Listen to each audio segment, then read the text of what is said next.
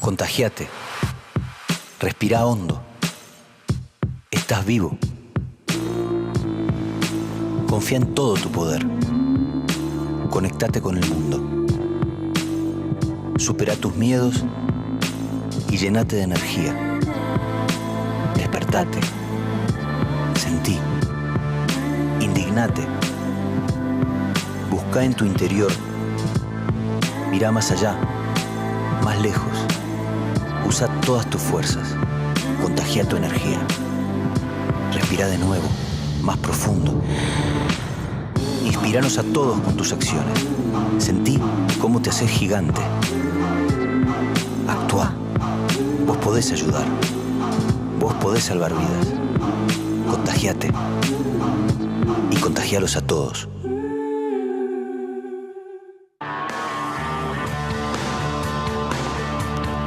Las encuestas que se hacen sobre las personas que más admira a la sociedad generalmente dan a los científicos, a los médicos y a los maestros en las posiciones más altas.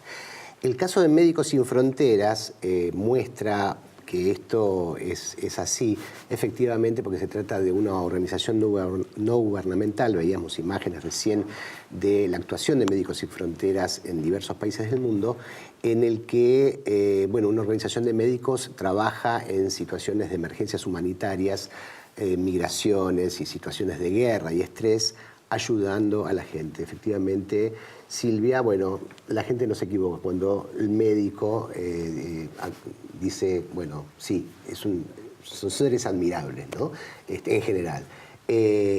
Junto con los científicos también, ¿no? que ayudan, ¿no? Claro.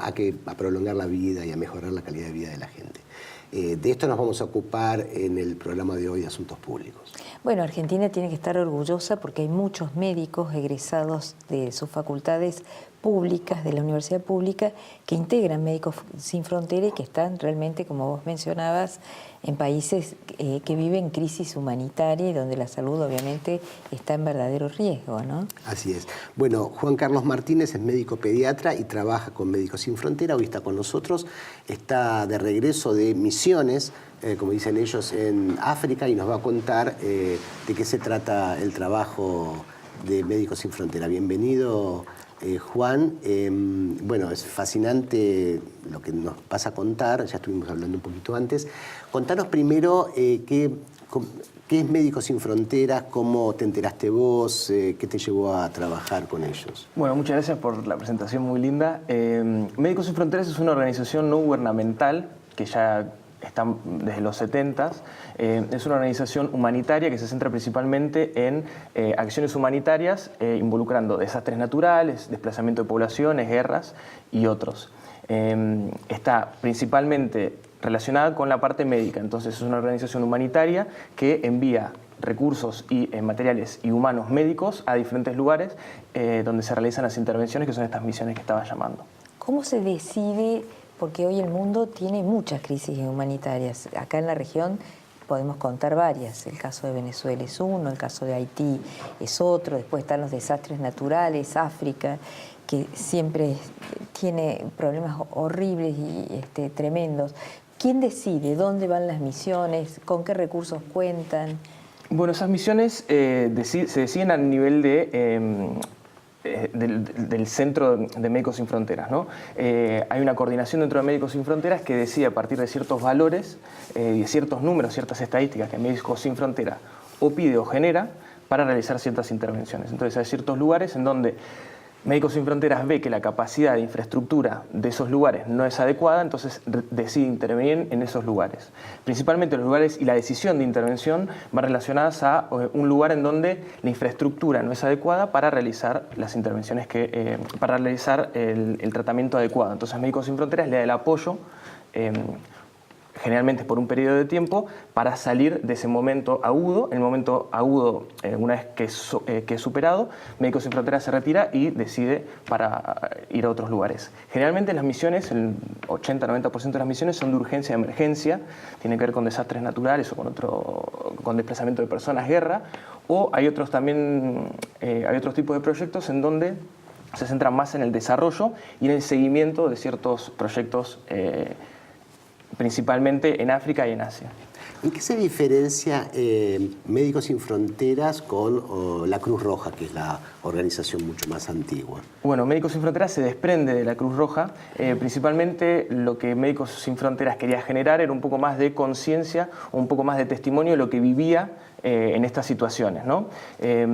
Antes la Cruz Roja u otras organizaciones ingresaban a estos lugares de conflicto, hacían la intervención y después se retiraban. Lo que Médicos Sin Fronteras le aporta cuando se divide principalmente es dar testimonio de estos lugares. Entonces le suma la ayuda médico-humanitaria a dar testimonios de lo que está pasando en estos lugares. Y en otra diferencia grande también que tiene Médicos Sin Fronteras es que el 90% de los aportantes son privados, como nosotros. Entonces una persona que ingresa y quiere realizar alguna donación financia a Médicos Sin Fronteras de forma directa.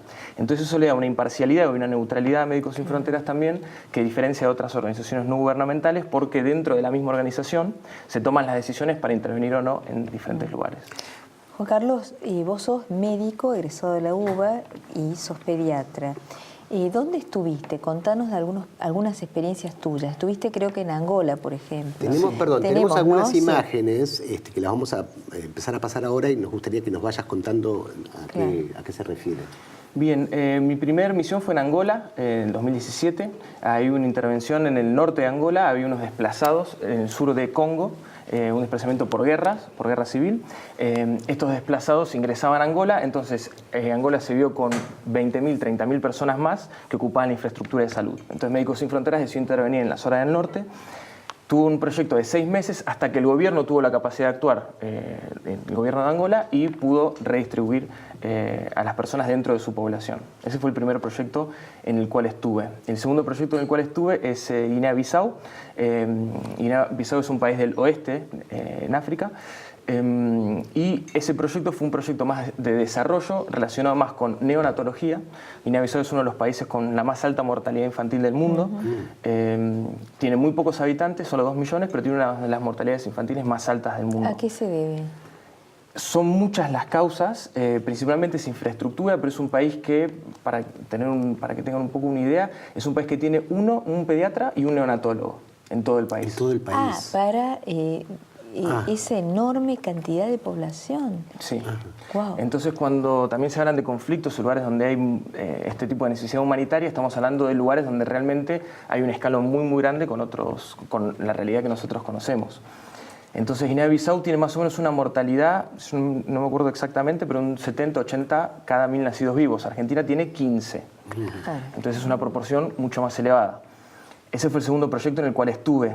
Guinea-Bissau es un país donde no está en conflicto, entonces se puede desarrollar un poquito mejor la infraestructura, y eso es lo que Médicos Sin Fronteras quiso generar ahí. Y el tercer y cuarto proyecto en el cual estuve fue en Etiopía, que fue, ahora terminé, hace 2 meses volví de Etiopía. El primer proyecto que estuve es en un lugar en el sur de Etiopía que se llama Gedo, y Gedo es una provincia al sur que tiene conflicto de desplazamiento de población con otras provincias. Etiopía tiene una constitución que la constitución divide las provincias por lenguas y por etnias. Entonces ahora empezaron a haber algunos conflictos en algunas provincias en Etiopía y hubo mucho desplazamiento de personas. Y también, para poner un poco a referencia, el desplazamiento de personas en Etiopía fue entre 600.000 y 1 millón de personas en este lugar. Cuando, por ejemplo, en Yemen, en la guerra, en el 2018 creo que se desplazaron 100.000 personas, en Congo se desplazaron 200 o 400.000 personas. Entonces estamos hablando de valores muy grandes. Etiopía tiene una población de 100 millones de personas. 100 millones de personas. Y ahí sí actúan, por ejemplo, ahí intervienen Naciones Unidas, o seguramente, porque ya son esas migraciones, provocan hambre, provocan problemas de infraestructura muy grandes.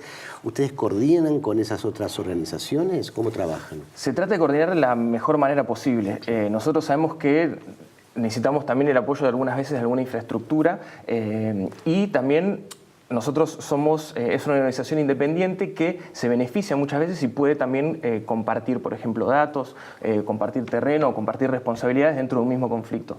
Entonces se trata de articular con diferentes organizaciones no gubernamentales, puede ser las Naciones Unidas, puede ser la Cruz Roja, puede ser Save the Children, hay un montón de organizaciones, depende del proyecto y depende de la situación. Médicos Sin Fronteras trata de articular, pero igual mantiene su independencia de decisión.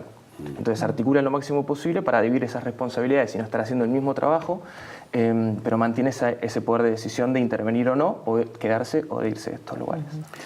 ¿Qué tipo de medicinas se hacen en situaciones de tanta urgencia? ¿Cómo trabajan? Y es una buena pregunta. Es una medicina que también yo me tuve que replantear un poco después de haber estudiado, de haber trabajado acá y haber trabajado en el norte. Estuve un tiempo en Jujuy trabajando.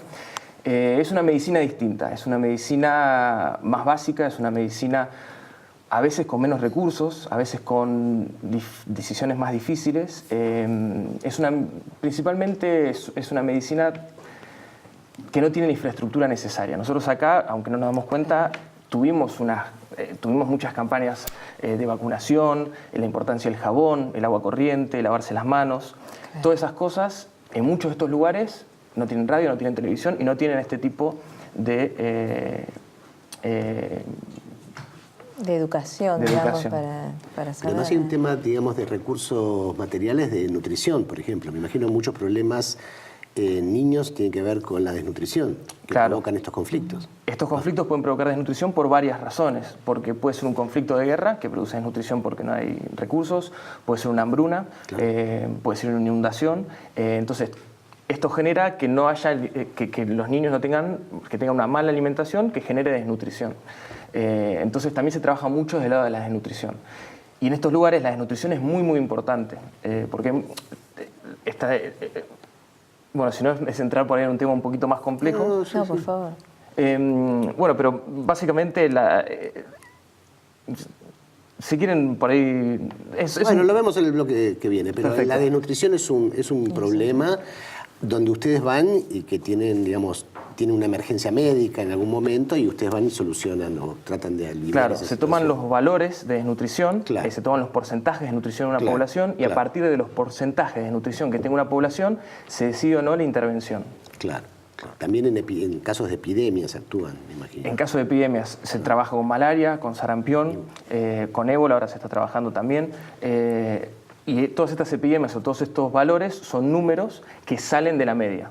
¿Sí? Entonces, porque estos países tienen malaria, no significa que Médicos Sin Fronteras va a trabajar en todos los lugares donde haya malaria. Significa que va a trabajar en los lugares donde la malaria no pueda ser contenida por el gobierno o que se escape de la infraestructura del gobierno nacional. Entonces ahí es cuando interviene Médicos Sin Fronteras. En el bloque que viene, Juan, quería preguntarte cómo es la vida cotidiana de un médico en una situación de emergencia.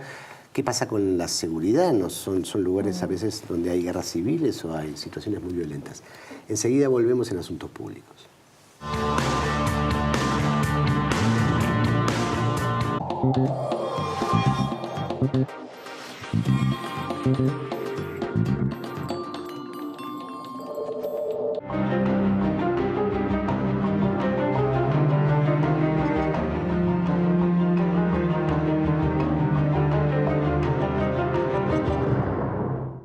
Biogénesis Bagó es una compañía pionera en la elaboración y comercialización de productos veterinarios destinados a asegurar la salud y mejorar la productividad de los rodeos de carne y leche de la región. Todo el conocimiento, la experiencia y la tecnología al servicio del productor.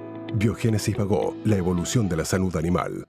ExxonMobil, líder en tecnología para la operación segura y eficiente de recursos no convencionales de gas y petróleo, está contribuyendo con el progreso del país desde sus operaciones en la provincia de Neuquén.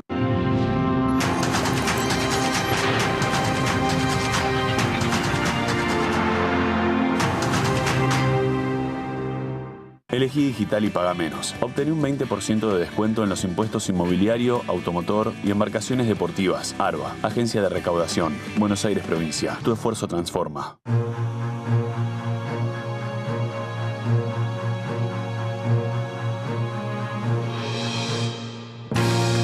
Corteva AgriScience, una nueva compañía agrícola que nace con 200 años de experiencia.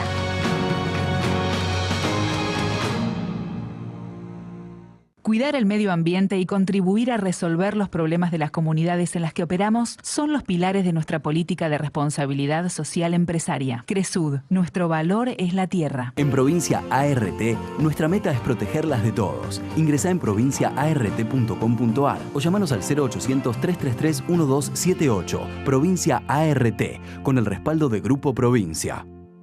Desde el primer momento de la mañana hasta el último gustito de la noche. Arcor, alimentando cada momento del día. A veces para ganar, más vale jugarla de callado. Bueno, estamos transmitiendo en vivo en el Caballo de Madera por entrada a Troya. Que un like no cambie tu historia. Osdeneo, seguí tu plan.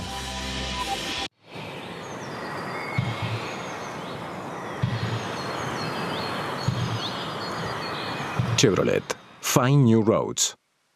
LATAM y vos. Juntos, más lejos.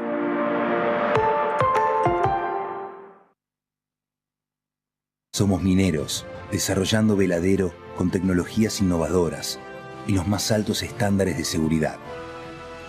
Minera Andina del Sol.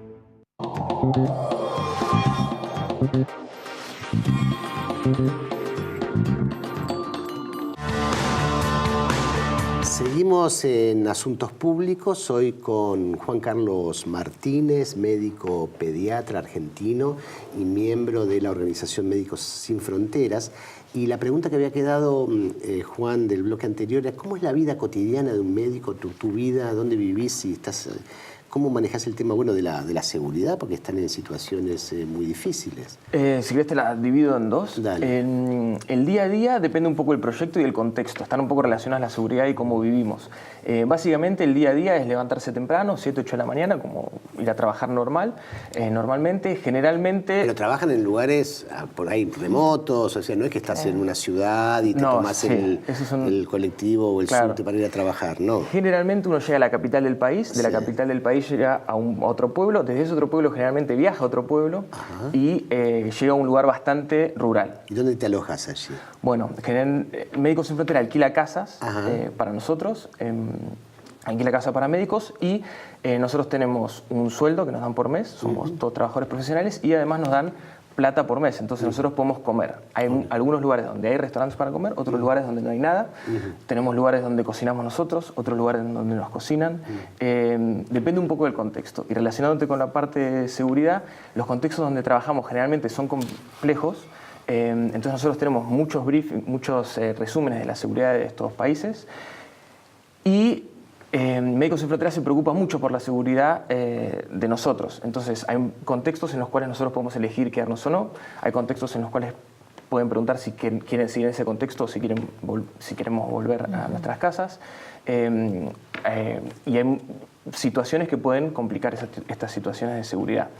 Entonces, muchas veces nosotros trabajamos de 8 de la mañana a 8 de la noche, 6, 8 de la noche, dependiendo del trabajo que haya, y volvemos para nuestras casas y muchas veces no podemos salir de nuestras casas por 3 meses a la noche. Entonces, por ahí tenemos algún fin de semana que tenemos un día libre o después de un mes de haber trabajado, 2, 3 semanas, algún que otro día libre, entonces ahí podemos hacer alguna cosa de día. Tampoco hay mucho para hacer en estos lugares, lugares un poco aislados, pero... tratamos de generar un buen ambiente dentro de las casas y los equipos de Médicos Sin Fronteras generalmente, como conocen todas estas situaciones, se generan buenos ambientes dentro de las casas y podemos compartir todas estas experiencias y darle también este apoyo. ¿Has estado en alguna situación de peligro en estas misiones en las que participaste? ¿Tuviste que huir rápidamente de un lugar o...? Yo particularmente no, o sea, hay algunas situaciones sí de conflicto, por ahí el tema de seguridad, Médicos Sin Fronteras no habla tanto del tema de seguridad, sí, por ahí rescatar que son lugares donde hay mucho conflicto, donde hay problemas de seguridad, pero cada lugar y cada contexto es muy particular, entonces por eso te explico uno fuera de contexto, por eso se puede malinterpretar. Entonces sí hay problemas de seguridad, pero de vuelta, Médicos Sin Fronteras por la independencia, por la neutralidad que tiene, genera una seguridad comunitaria, porque la comunidad o la sociedad también protege a los médicos que están actuando ahí de manera gratuita, etc. Entonces esa es nuestra seguridad mayor, el apoyo que nos da la comunidad y la sociedad en ese lugar donde estamos. Debes tener muchas historias fascinantes, ¿no? De gente, de chiquitos a los cuales hayas ayudado. Contanos alguna. Sí, bueno, tengo un montón de historias de un montón de chicos. Por ahí, si querés, te puedo hablar también de algunos números, algunas cosas que por ahí, para que vean un poco el impacto, ¿no? En los 3 lugares donde estuve, que tuve emergencia, había más o menos 1.500 consultas por mes, ¿no? Que es como un hospital mediano, tal vez. Después de admisiones dentro de la sala de internación, más o menos en promedio 40 pacientes por mes internados, la mitad con desnutrición, la mitad con otras patologías. Y otra cosa también me preguntabas, como me estabas preguntando de los pacientes, hablan por los pacientes y por los médicos, quería también por ahí recalcar que nosotros cuando vamos capacitamos muchos médicos y mucho staff nacional. Entonces, además de estar dando una asistencia directa humanitaria al paciente, capacitamos muchos médicos y enfermeros. Entonces, por ahí lo interesante también es entender que como organización, los lugares donde intervenimos, hacemos el trabajo agudo que hay que hacer, pero además dejamos algo porque capacitamos mucha gente en el tiempo en el cual intervenimos. Y mucha de esa gente nacional termina saliendo como staff internacional también para trabajar dentro de Médicos Sin Fronteras. ¿Y cómo se comunican con los pacientes? ¿Tienen intérpretes? Porque se hablan lenguas a veces o dialectos nativos, ¿no? Que es muy difícil. Sí. ¿No? Para entrar a trabajar a Médicos Sin Fronteras hay que hablar inglés o francés. Yo francés no hablo, hablo inglés y portugués. Cuando fue a Angola, que fue mi primera misión, dije que bueno, en Angola van a hablar portugués, pero el problema en estos lugares es que muchas veces hay muchas tribus. Entonces el problema con las tribus es que necesitas un traductor y hay lugares donde hay más de una tribu. Hay 3, 4 tribus, entonces es imposible aprender el idioma o 2, 3, 4 palabras en 3 meses.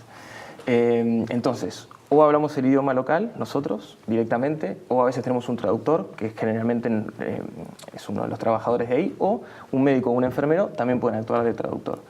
Pero es uno de los grandes problemas. Yo siempre consideré que la medicina está basada en la comunicación, porque es muy difícil decirle a un paciente toma algo sin explicárselo bien y que lo tome bien. Entonces es muy difícil también actuar en muchas situaciones porque es difícil explicar o hacerte entender o que te entiendan o que te expliquen bien lo que vos querés saber. Así que es un poco complejo el tema pero también aprendes muchas cosas porque aprendes a focalizarte, etc. ¿Alguna vez te temiste por tu seguridad? ¿Estuviste en una situación de violencia? No personalmente. Uno se imagina a los médicos andando como en las guerras, ¿no? Que van ahí atrás. Bueno, hay lugares donde... Los tiros silban los tiros. Hay lugares donde hay problemas de seguridad grandes, pero de vuelta, Médicos Sin Fronteras nos da la seguridad a nosotros de organizar estos temas de seguridad. Y recurrentemente nos pregunta y nos reevalúa y recurrentemente reevalúa qué es lo que está pasando alrededor. Y de vuelta lo más importante que nosotros tenemos, más que la seguridad específicamente, es la aprobación de la sociedad y de la comunidad. Porque una vez que uno ingresa a esa comunidad y a esa sociedad, la comunidad y la sociedad lo protegen porque saben que uno está ahí para ayudar. Claro. Y somos fácilmente identificables también, porque somos las únicas personas en un área rural muy, muy remota, ¿no? Claro, son los distintos del lugar, además, me imagino. Pero contanos una historia, elegí alguna de las historias que hayas vivido, de algún niño. Bueno, si quieren les cuento una. Tenemos un paciente ahora en Etiopía, fue en una de las emergencias, nosotros llegamos y tenemos un paciente que era un neonato, que tenía problemas respiratorios, estaba con oxígeno, y estuvimos los 2 meses en el hospital con este neonato. Neonato que de haber tenido menor de un mes, claro. Tenía problemas respiratorios, estaba con oxígeno. Después de 2 meses de intervención mejoró el neonato, pero después de esos 2 meses Médicos Sin Fronteras se tuvo que ir de ese lugar. Por eso una historia un poco agridulce, pero pensando desde cierto punto de vista, nosotros a ese neonato le dimos mucho tratamiento, mucho tiempo que no hubiera podido ser dado por el gobierno nacional, y ese paciente se quedó dentro del hospital. Y por eso un paciente que me dejó un poco marcado porque nosotros lo dejamos ahí, ¿no? Pero también tiene que ver con las prioridades y las decisiones que se toman de Médicos Sin Fronteras de intervenir o no intervenir en un lugar. Muchas de las decisiones que nosotros tenemos que tomar son muy difíciles, por eso también por ahí quiero nombrar este ejemplo más que los casos felices o los tristes, porque las decisiones que tenemos que tomar muchas veces son difíciles, involucran por ahí el bien comunitario o un porcentaje más alto de resolver más problemas en vez de resolver un problema en específico. Entonces, por ahí como para terminar, ese paciente después se quedó, pero nosotros también nos quedamos un poco tranquilos porque la gente que habíamos capacitado, también algunos se quedaron dentro de ese hospital. Y es una familia que me dejó muy marcada porque también, bueno, la despedida fue muy emotiva y fue muy linda. Claro, eso te iba a decir. ¿Seguís en contacto con la familia o cómo manejas con pacientes, ahora no recuerdo alguno que hable... Los padres de pacientes, digamos, ¿no? Principalmente es con los enfermeros y los médicos. Ahí sí hay mucho contacto, estoy hablando con muchos de ellos. Y me los encontré también, por ejemplo, ahora estuve en una capacitación y me encontré a uno de los médicos nacionales que fue también a hacer otra capacitación. Así que fue muy interesante, entonces principalmente con los médicos y los enfermeros. También hay que pensar que son contextos muy distintos para pensar en los familiares. Son áreas remotas, rurales, en donde por ahí 12 horas en el día no hay electricidad, tienen que caminar a buscar agua. Entonces, pensar que tienen un teléfono, pensar que tienen una manera de comunicarse, también en estos lugares la mayoría de la población no los tiene. O por lo menos la gente que nosotros atendemos. Entonces es difícil mantener ese contacto también. Sí, los médicos y los enfermeros, ¿no? ¿Hay muchos argentinos en Médicos Sin Fronteras? Sí, hay muchos argentinos. Creo que, o sea, dentro de Médicos Sin Fronteras somos una población bastante grande y a mí por suerte me tocó compartir con varios argentinos misiones. Así que sí, y tengo grandes amigos dentro de Médicos Sin Fronteras argentinos que vi acá también. ¿Vas a seguir o...? Por ahora sí. Es un trabajo complicado, demandante, un poco estresante, que requiere mucho esfuerzo, pero también es muy gratificante, ¿no? Se ve mismo con las imágenes, también por ahí ya se puede ver un poco donde trabajamos, que es muy interesante. Y del lado personal es un buen momento para mí hacerlo, así que yo estoy contento por ahora, voy a seguir. Bueno, felicitaciones, admirable, absolutamente. Gracias, Juan, por venir esta noche y a ustedes esto fue Asuntos Públicos.